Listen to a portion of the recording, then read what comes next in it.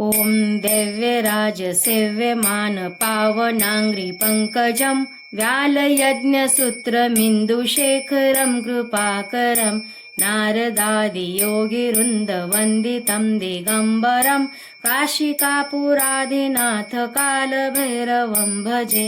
भानुकोटिभास्वरं भवाब्दितारकं परं नीलकण्ठमीप्सितार्थदायकं त्रिलोचनं कालकालमम्बुजाशमक्षशूलमक्षरं काशिकापुरादिनाथ कालभैरवं भजे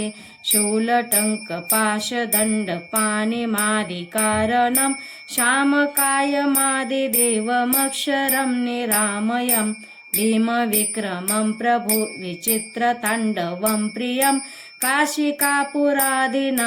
कालभैरवं भजे भुक्तिमुक्तिदायकं प्रशस्तचारुविग्रहं भक्तवत्सलं स्थितं समस्तलोकविग्रहं विनिक्वनमनोज्ञेयं किङ्किणीलसत्कटि काशिकापुरादिनाथ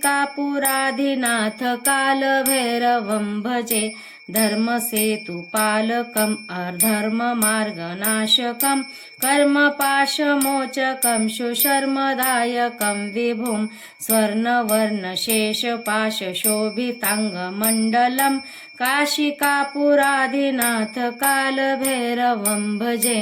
रत्नपादुकाप्रभाभिरामपादयुग्मकं नित्यमद्वितीयमिष्टदैवतं निरञ्जनं मृत्युदर्पनाशनं करालद्रष्टमोक्षणं काशिकापुरादिनाथ कालभैरवं भजे अट्टहास भिन्न पद्मजाण्डकोश सन्तति दृष्टिपात नष्ट पापजालमुग्रशासनम् अष्टसिद्धिदायकं कपालमालिकन्धरं काशिकापुरादिनाथ कालभैरवं भजे भूतसङ्घनायकं विशालकीर्तिदायकं काशिकावासलोकपुण्यपापशोधकं विभुं नीतिमार्गकोविन्दं पुरातनं जगत्पति काशिकापुरादिनाथ कालभैरवं भजे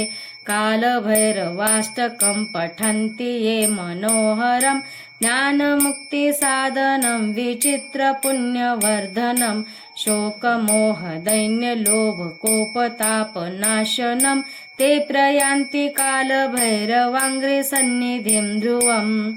इति श्रीमत्शङ्कराचार्यविरचितं